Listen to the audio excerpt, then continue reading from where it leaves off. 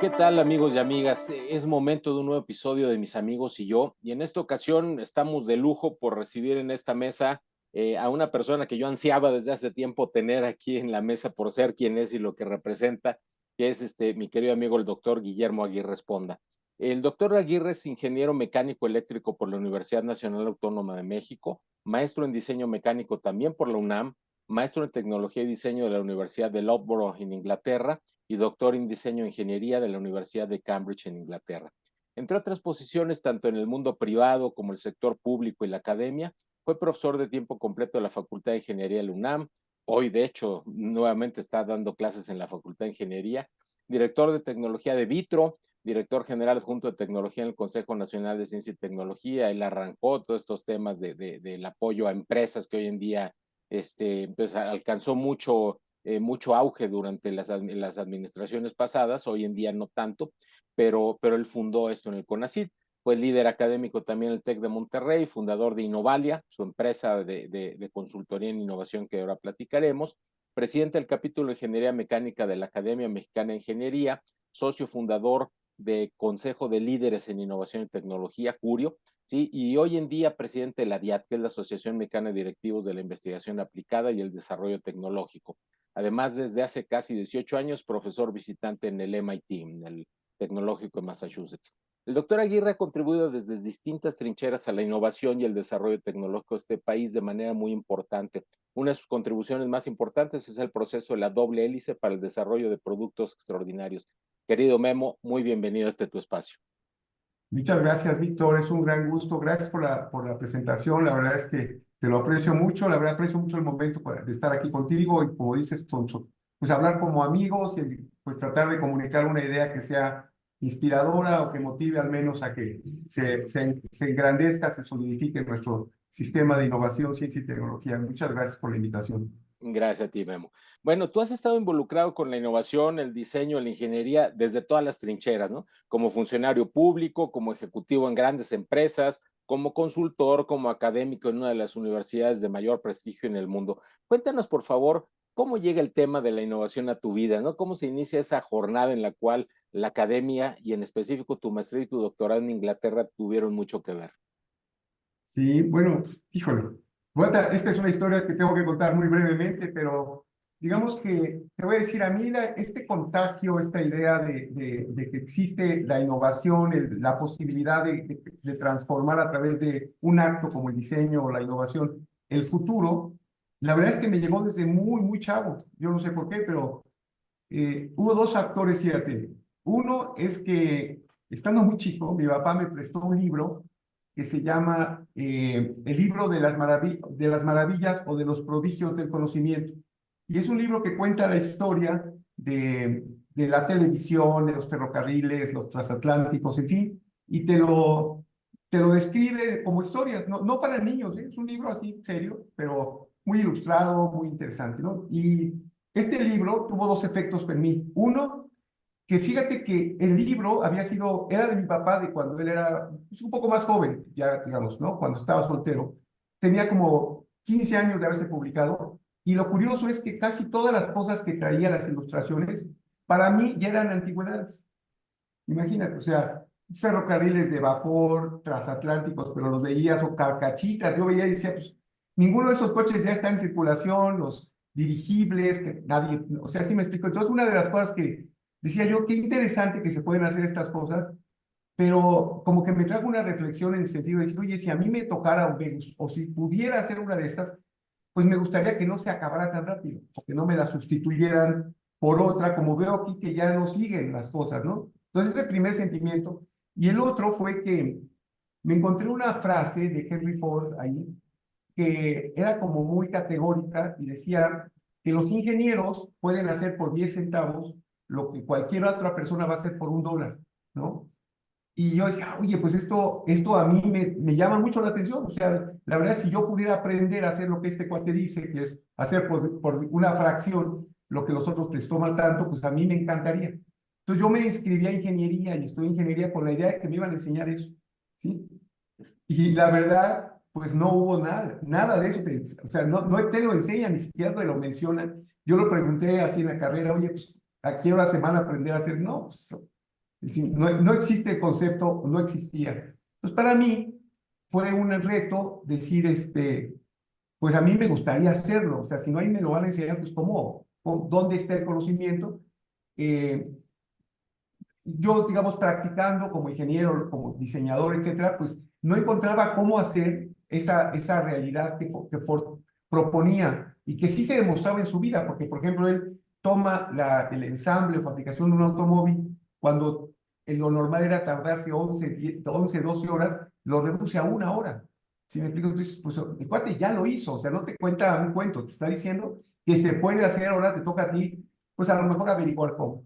Entonces eso me lleva a mí a seguir investigando, estudiar esta maestría que mencionas en la UNAM, tampoco encuentro, y me empiezo a buscar en otros países donde encuentro esta maestría en Inglaterra, me cuesta muchísimo trabajo lograr irme, pues en una época muy difícil en México, sacaron las becas, era un tema nada así como lineal, de que ya me dieron la beca y me fui, me tardé 4 años en conseguir la beca, finalmente me voy con la expectativa de que este curso era un curso donde ibas a aprender eso, y pues tampoco, o sea, no había, no sé.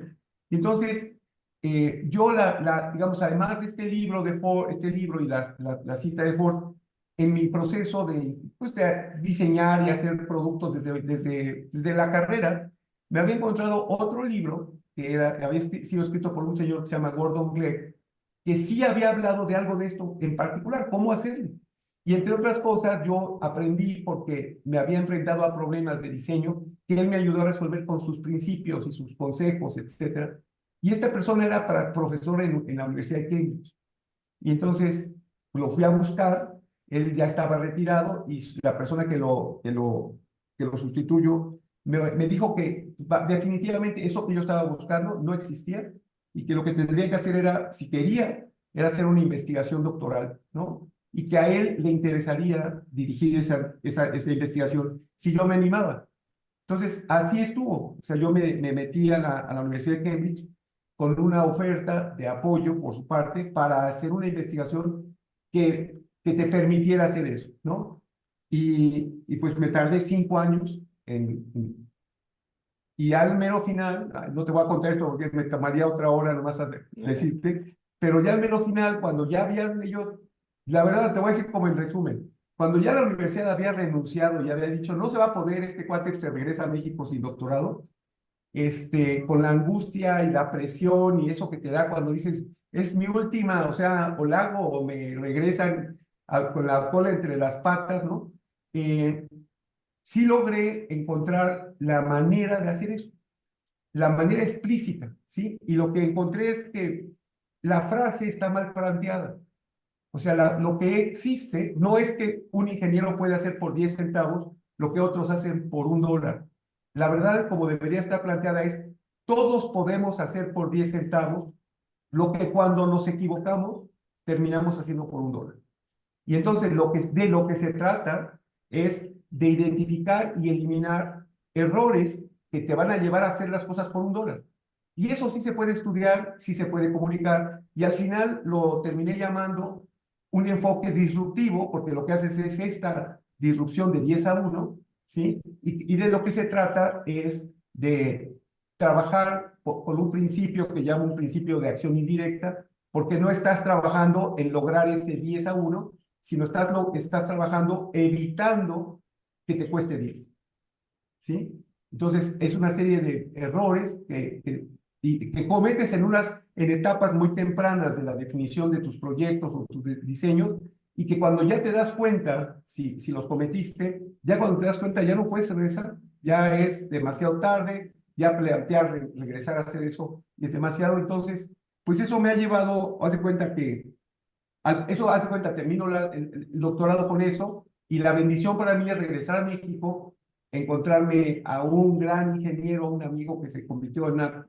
persona de un gran valor para mí, que es Jaime Parada, que me invita a participar con él en esta cruzada in vitro y poder aplicar esto que te estoy diciendo ahora a productos como refrigeradores, lavadoras, estufas, compresores, válvulas de gas, componentes, y ver ese milagro, o sea, el milagro de 10 a 1, 6 a 1, si me explico, bajar complejidad, costos, inversiones, y que eso para mí el aprendizaje ahí in vitro es darme cuenta que eso el mercado te lo reconoce.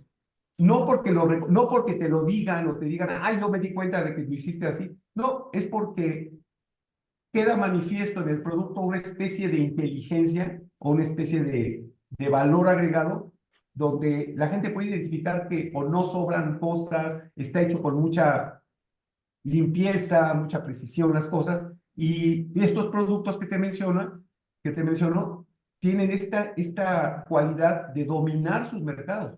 O sea, se cuenta como Ford, modelos T, que en su momento Ford sacó y dominó el mercado por 17 años. Bueno, yo te quiero decir que esos productos que desarrollamos con estos principios son los líderes de sus mercados desde que los sacamos en el 95, en el 97. O sea, tienen casi 30 años. Sí, de que no los destronan de ser los más vendidos del país en su categoría. Entonces, es algo que, ¿cómo te diría? Que una vez que lo ves y lo practicas, a mí lo que me queda es decir, pues, ¿cómo se lo participo a más personas? Eso es como para mí el reto actual. En eso ando bien. Muy bien. Oye, Memo, fíjate que yo creo que habemos muchas personas que arrogantemente decimos que innovamos, ¿no? Porque nos involucramos en innovación organizacional, en todo el tema de innovación no tecnológica, ¿no? Pero al final, como lo estás mencionando en esta introducción que nos das de cómo llegas a este mundo, tú eres de las personas que hacen innovación dura, innovación de veras, ¿no? Innovación con ingeniería, con diseño para crear productos y soluciones, como mencionaste ahorita, que arrancó en esta parte de los electrodomésticos, y esta metodología poderosa para el diseño de productos que nace de lo que hablaste, ¿no? Este proceso de la doble hélice. Entonces, cuéntanos un poquito más de este enfoque y de cómo Innovalia, tu compañía, se ha posicionado dentro de este mundo. Yo recuerdo que en algún momento hace años nos mencionabas un poquito, me platicabas de los proyectos en los que andabas, de algún tema automotriz, etcétera, haciendo cosas de a de veras, que acaba siendo algo tangible, ¿no? Sí, híjole. Pues mira, yo te diría que sí, sí me encanta eso que dices, me encanta que esta idea de este concepto de la innovación termine siendo un producto o algo tangible, ya sea para el mercado o también lo hemos aplicado para que se mejoren los procesos y las empresas produzcan, ¿no? En veces las cosas que no hacen, que están haciendo, ¿no? Primero, yo no sé introducir este tema, pero lo primero es que, digamos, para poder hacer este tipo de ingenierías y de transformaciones disruptivas, lo primero que tienes que tener es la convicción de que se va a poder, ¿sí? Hay otra frase de Ford que a mí me impacta igual que la otra, que es una frase donde él dice, si crees que puedes o crees que no puedes, en los dos casos estás en la razón, ¿sí? No crees que puedas, lo vas a poder y se acabó. Y crees que puedes, lo vas a lograr, ¿no? Entonces, haz de cuenta que para mí el arrancar un proyecto de un rediseño, un nuevo producto, etcétera, con la convicción de que vamos a hacer una disrupción, que le vamos a encontrar, no sé cómo todavía, pero que a lo largo del proceso vamos a encontrar una manera de hacer 10-1, vamos a encontrar esta ventaja competitiva, te lleva a trabajar en un entorno que yo llamaría no lo sé, pero te voy a decir, es un entorno de alto desempeño. Y no lo quiero decir como, te quiero decir como en todas las actividades humanas hay esto, ¿sí me explico? Y en todas las actividades humanas, el entrar a este entorno modifica las reglas del juego completamente. Déjame darte un ejemplo. O sea, se cuenta, todos o casi todos podemos manejar un automóvil. Eso es normal. ¿Cómo lo manejas? Pues tiene ciertas reglas de precaución, espacio entre los autos que están frente a ti, cómo frenas antes de llegar a una curva, en fin, todo lo que te enseñan para manejar, ¿no? Pero si te metes al alto desempeño, si tú te metes a manejar un automóvil de carreras y quieres ganar una competencia, todo eso que te enseñaron se transforma, ¿sí? Ya no es eso lo que rige para tú hacer manejando, que es la misma actividad, eso que es ahora en alto desempeño. Entonces, eh, por ejemplo, pues, por continuar con haz de cuenta, una de las cosas que hago, así como hobby, es correr la carrera panamericana. Entonces, preparamos los coches con mis hijos, los llevamos y corremos. pero antes de llevar a la carrera, nos fuimos a tomar un curso sobre manejo en alta velocidad, alto desempeño en el manejo. Y es curioso que lo que llegas y te empiezan a enseñar, lo primero que te enseñan es que lo que vas a aprender a hacer es a frenar. Entonces dices, no, espérate, yo vengo a manejar rápido. No, no, no, no. Es que manejar rápido depende de aprender a frenar. Entonces, imagínate esa misma situación donde ahora tú vas a hacer un producto de alto desempeño y lo primero que dices es, oye, te voy a pedir que aprendas a eliminar malos diseños. Es lo primero que vas a aprender. Entonces dices, oye, pero yo quiero hacer buenos diseños. No, pero es que lo primero es que te sensibilices y los puedas eliminar. Es ese frenar ideas que no van a llegar. ¿Sí me explico? Entonces, empiezas a vivir un entorno donde, donde el alcanzar este grado de excelencia o este grado depende de eso, como te decía, de eliminar los errores, de eliminar estas condiciones, porque el lograrlo es, digamos, la definición de un gran producto es un producto que no tiene razones para hacerlo, que no tiene razones para no serlo, quiero decir, ¿sí? Entonces, es un trabajo que es un poco desconcertante porque no es, como te digo, oye, ¿cómo le hacen ustedes para desarrollar grandes productos? No, yo te voy a decir, ¿cómo le hago para evitar errores que hagan que estos productos sean los grandes productos que van a llegar a ser? Y entonces, y esta convicción de que vas a lograr hacer un gran cambio, una ventaja, y que la vas a encontrar porque estás convencido que la vas a comprar y la vas a encontrar en, como te digo, en el tiempo de manufactura, en el costo del producto, en el número de partes que la constituyen, en la inversión que se requiere, que todos ellos van a conducir a una ventaja competitiva que blinda al producto contra su competencia. Entonces, no sé si te pude explicar o pude explicar esto más o menos, pero es esta tarea del diseño y la innovación llevada a este ámbito donde las reglas son distintas, pero son tan poderosas que son las que te llevan a llevar a estos productos y estos sistemas a este ámbito de desempeño tan importante. ¿Sí? Y fíjate, Memo, aquí me viene a la cabeza una reflexión de decir, oye, al final de cuentas, sí, habrá todo este expertise técnico que pones en este desarrollo, pero al final también se involucra mucho la parte emocional, ¿no? Claro. En nuestro modelo de pensamiento creativo, Wake Up Brain, que ya conoces, ya hemos charlado sobre él, ya hemos hecho algunos ejercicios, pues uno de los principios del modelo es que al final todo va a salir bien, ¿no? O sea, los innovadores somos unos optimistas incorregibles, ¿sí? Que nos programamos a que salga bien, nos gusta vivir en el casi imposible, pero sabemos que hay una solución para ello y nos programamos para ello, ¿no? Exactamente, así es, completamente. Digamos, es una convicción irrenunciable, ese optimismo, ese gusto la incertidumbre, ¿no? Con Mm. la convicción de que eso se va a aclarar, ¿sí? Muy bien. Oye, Memo, ¿y México cómo está? Digo, hoy en día tú ocupas la presidencia de la DIAT, esta Asociación Mexicana de Directivos de la Investigación Aplicada y el Desarrollo Tecnológico, y estás muy cercano a la realidad de nuestro país en cuanto a la innovación. Cuéntanos un poco de lo que has vivido en tu periodo 2022-2024 al frente de la asociación. ¿Cómo decidiste encabezar esta transformación, evolución hacia DIAT 2.0? Y México, a ver, la pregunta de los 64, ¿México de verdad hace innovación? Híjole, fíjate, ay, no, bueno, primero, la DIAD siempre ha sido para mí una organización muy emblemática.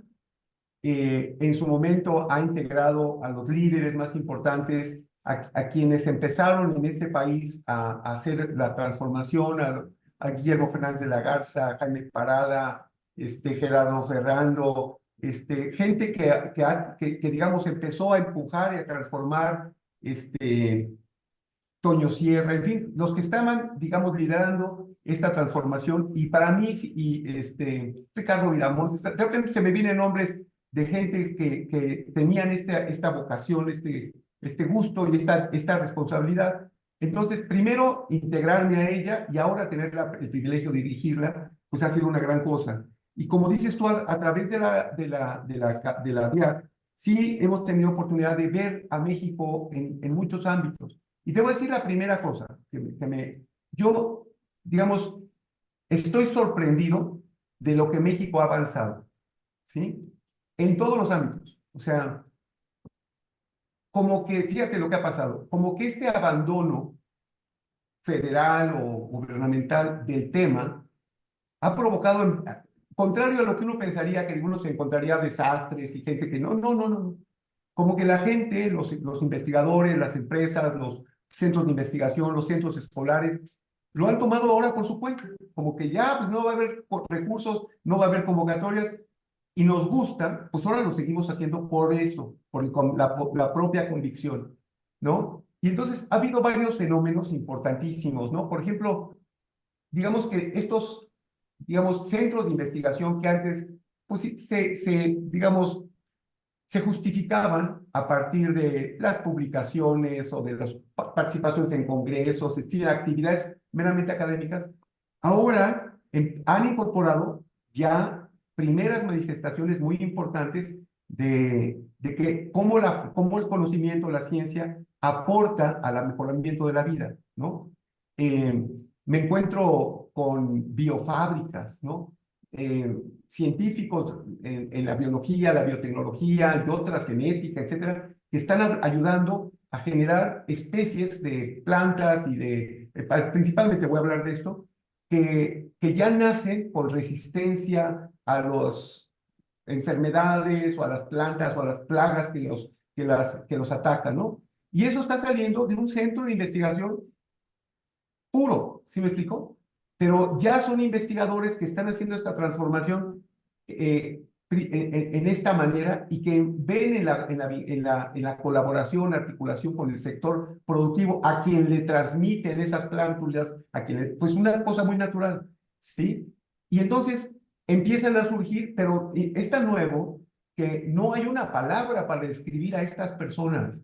Fíjate, Víctor, o sea, podemos decir, oye, un investigador, pues claramente tienes una imagen de quién es este, pero eso es otra cosa, es como un descubridor, un pionero, pero entonces es tan nuevo, pero tan interesante que estás hablando de cosas que todavía no tienen un nombre, un calificativo tal cual, ¿no? Serían investigadores descubridores, si tú quieres, ¿no? Que no se han salido, publican, no se han salido del esquema tradicional, pero que sí están haciendo cosas que hubiéramos soñado, yo creo tú y yo, que alguien hiciera, ¿no? Ya lo están logrando. Luego yo veo otra parte de México, que es esta presencia creciente, impresionante, de centros de investigación de empresas globales que vienen a México por su talento, ¿no? Empresas que se instalan en México, aparte de producir partes automotrices o aeronáuticas o medicina o lo que sea, pero que no están ya como antes solamente aprovechando mano de obra, sino están creando estos centros de investigación, centros de desarrollo, donde contratan literalmente miles de personas. Intel, Ford, Continental, General Motors, Volkswagen, ZF, Bosch, ¿sí me explico? Y eso está generando todo un ecosistema digamos, terminal de muchachos que están trabajando en cosas que están llegando al mercado de manera natural. Los están entrenando para eso.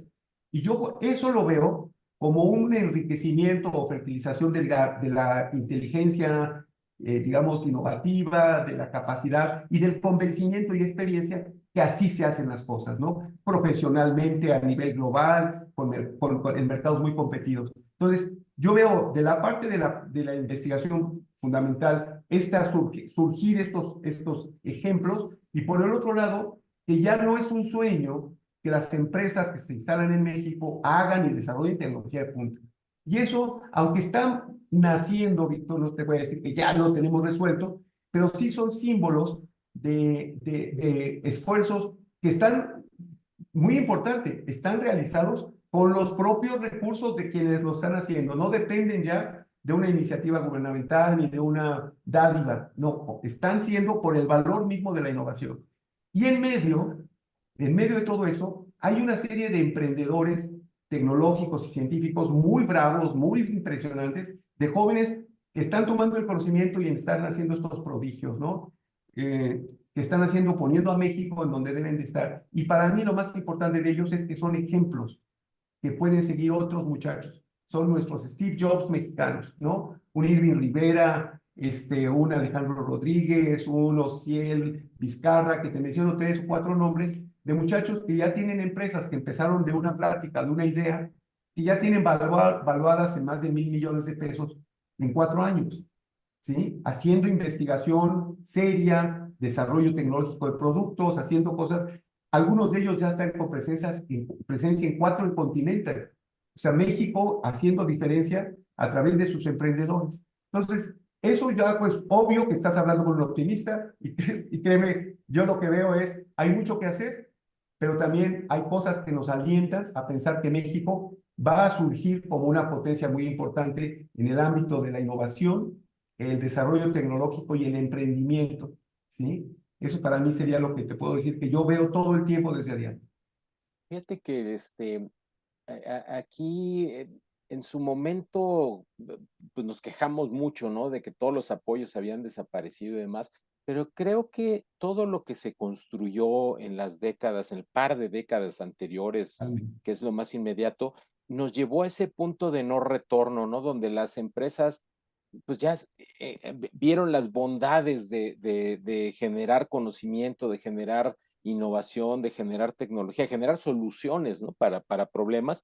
Y eso, yo creo que hasta en un momento dado debíamos de agradecer, ¿no? Que nos empujaron a darle ese último jalón que necesitaba para que las empresas dijeran, ok, dale, en su momento, los apoyos me hacían que hiciera las cosas más rápido, no que las hiciera o no las hiciera, ¿no?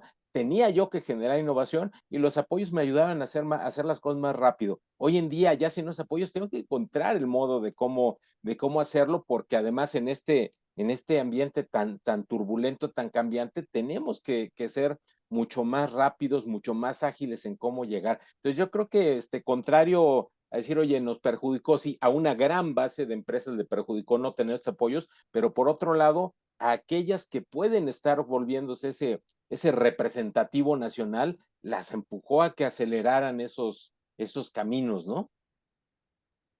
Completamente de acuerdo. Y fíjate que en estos cambios, en estas transformaciones como las que México está viviendo, es una constante el que los que participan haciendo estas transformaciones son unos cuantos, son los que generan esos ejemplos que después arrastran. Y como dices, yo creo que sí hemos descubierto las bondades, descubierto en la práctica la bondad y los beneficios de innovar y de hacer desarrollos propios. Y eso poco a poco empieza a transformar la industria, empieza a transformar los centros de investigación y las universidades para abrazar ese tema sin necesidad de que, como dices, les endulcemos el camino con una dádiva, ¿no? Sino decir, no, no, no, es porque vale la pena. Es solamente que hacía falta, en algún momento, como mencionas, un impulso para animarnos, para hacerlo, para crear ya ves, a mí me gusta compararlo con el fenómeno de la energía libre, ¿no? Que tú haces en un fenómeno natural, donde tienes que encender o llegar al punto en el que el sistema genera energía por sí mismo, como encender un cerillo. O sea, le vas a meter un poco de energía, pero en su momento el cerillo va a generar la energía sola, se va a encender. Y entonces yo veo eso, una curva de crecimiento hasta que el sistema se empieza a autoenergizar, ¿sí? Empieza a generar esta chispa y de ahí en adelante el sistema genera su propia energía, ¿no? Y ahora lo que se va generando son nuevas olas, nuevos sistemas, pero México yo creo que, como dices, ya rompió un poco ya llegó a este punto donde ya existe cierta masa crítica que va a ser, digamos, muy difícil que se regrese el país a una condición de como estuvimos hace 30 años o algo así, donde todo empieza a formar gente, empieza a formar instituciones, ¿no? No, yo creo que eso ya se hizo esa inversión, ¿no? Y ya esa inversión empieza a rentabilizarse, Sí. empieza a crear beneficios para todos. Y ahí el otro comentario de lo que decías es que creo que justamente ya se reconoce a México en la palestra mundial de decir, oye, el talento que hay para generar todo esto, ¿no? Me acuerdo hace años, pues teníamos todavía que invertirle en decir, a ver, que vamos a concursar dando una serie de apoyos para que vengan centros de investigación, que compitamos contra Brasil, la India, etcétera, pero que ganemos gracias a estímulos fiscales y otro tipo de cosas para que vengan aquí. Pero hoy en día ya se reconoce más por el talento, ¿no? Digo, tenemos grandes ejemplos como Chucho Palomino ahí con Intel, o como el buen Jorge Vázquez, primero con Continental, ahora con Totalmente. ZF, que están haciendo unos trabajos y posicionando el talento y las capacidades de nuestro Sí. país de manera global, ¿no? Entonces yo creo que ese tema también es muy interesante lo que dijiste. Y bueno, aquí quisiera pedirte justamente con todos estos elementos que hemos ido construyendo, una reflexión final de que nos pudiera orientar hacia cuál es el futuro de la innovación en México, ¿no? ¿Qué necesitamos todavía para que la innovación se vuelva una jugadora relevante en nuestra economía, de la industria y del desarrollo que como nación esperamos ver en México? Sí, híjole, pues mira, yo creo que lo que viene hacia el futuro de México es que estos ejemplos, como los que acabas de decir, ¿no? De Jesús Palomino, de Jorge Vázquez, de estos luminarias, estas personalidades que lo que tienen, el valor que yo le veo, como mencionas, es que lo han hecho en México con su esfuerzo, ¿sí me explicó? Y entonces esos esfuerzos sí son imitables. O sea, sí es posible que a mí me inspiren y yo vea su camino y lo pueda repetir. Entonces yo veo una cosa, creo que hemos hecho lo suficiente para generar estos ejemplos que inspiran y que lo que nos toca es amplificar su magnitud. Por ejemplo, para mí, en la responsabilidad con ADIAD, una de las cosas que considero fundamentales en mi tarea es dar a conocer más eso, es difundirlo, es animar a más, inspirar a más mexicanos en cada ámbito en el que se encuentren a seguir los ejemplos de los mexicanos que ya hicieron la diferencia, ¿sí? Que ya desarrollaron estas expresiones del conocimiento y el beneficio hacia la sociedad, que ya se están haciendo sus emprendimientos o que están haciendo estas transformaciones, jalando hacia México estas responsabilidades globales de desarrollo tecnológico, ¿sí? Entonces, yo creo que lo que nos sigue primero es un crecimiento basado en la inspiración que nos han creado estos héroes, estos pioneros, ¿sí? Darlas a conocer y, digamos, ¿cómo te diría? Acostumbrarnos como una tarea normal a ver cada vez más productos mexicanos, desarrollos mexicanos, empresas mexicanas haciendo la diferencia en el mundo, ¿no? Que eso sea como nuestro orgullo natural de decir, de qué te sientes orgulloso como mexicano? Pues cada vez va a ser más claro, me siento orgulloso del talento mexicano, me siento orgulloso de la creatividad mexicana, de lo laborioso, de los trabajadores, de lo comprometidos que somos y de que, te lo aseguro, es un hecho así, que muchas de las revoluciones de la movilidad, del cambio energético, de la transformación digital, etcétera, se van a dar en este país, ¿sí? Porque hay tres cosas fundamentales. Primero, a los mexicanos nos gusta trabajar. Contrario a la imagen absurda que se ha creado del mexicano flojo, el mexicano es trabajador. Y lo dicen los datos en todo el mundo. El mexicano es de los ciudadanos del mundo que más de horas le dedica al trabajo, ¿sí? Entonces, somos trabajadores. Segundo, no es para nosotros el avanzar en estos temas, no es una cosa más, es todavía una ambición, todavía es una ilusión llegar a hacer estas disrupciones, estos cambios, ¿no? Entonces le echamos unas ganas cuando ya nos toca. Yo veo, no, hace rato platicamos, no duermes, no te das el descanso, ¿no? ¿Por qué estás apasionado? Entonces, ¿por qué somos trabajadores? Nos apasiona esto. No es solo un día más, no es un reto más, es un reto que nos va a hacer la diferencia, ¿no? Y tercero, porque yo creo que los mexicanos somos muy, digamos, muy apasionados de lo que otros mexicanos hagan, ¿sí?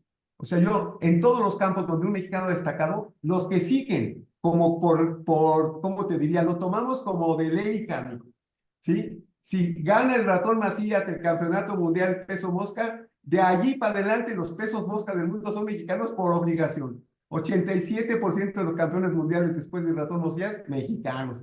Si Joaquín Capilla es un clavadista extraordinario, gana plata, oro finalmente en las Olimpiadas, México potencia de los clavados, ya ni siquiera se lo preguntan. Entonces yo veo estas tres cosas los trabajadores, si me explico, lo apasionados por el tema, y luego esta naturaleza que tenemos de, digamos, de que si algún mexicano la hizo, el tema es nuestro, nos apoderamos. Y entonces yo, si lo digo con toda, digamos, optimismo y porque me mueve, creo que el tema de innovación se va a venir a México. Aquí va a ser, si va a haber un mundo, así como ha habido en Japón su momento, Corea, no, aquí, para que se den cuenta de dónde va a surgir el futuro del mundo, en México va a ser. Muy bien, pues Memo, agradezco muchísimo tu participación en este episodio. Sin duda, para mí será uno de los más importantes y de los que espero que genere muchas reflexiones en la audiencia. Eres todo un personaje, un referente al hablar de innovación en nuestro país y me siento muy, muy feliz de poder haber charlado contigo el día de hoy. Muchas gracias, Memo. Igualmente, mucho éxito. La verdad, una labor extraordinaria la que estás haciendo. Te deseo el mayor de los éxitos para que nos ayudes a difundir lo que los mexicanos estamos haciendo bien. Muchas gracias, Víctor. Muchas gracias. Y pues amigos, en la descripción de este video estaré dejando las redes sociales de la DIAD, de Innovalia, para que podamos seguir el importante trabajo del doctor Guillermo Aguirre Esponda y estemos al tanto de las principales noticias y contenido que genera alrededor de este interesantísimo tema. Los invito a suscribirse a este canal, a darle like a nuestro trabajo y sobre todo a participar con sus puntos de vista y sus reflexiones para enriquecer más este contenido. Muchísimas gracias y hasta pronto. Un gran gusto, Víctor.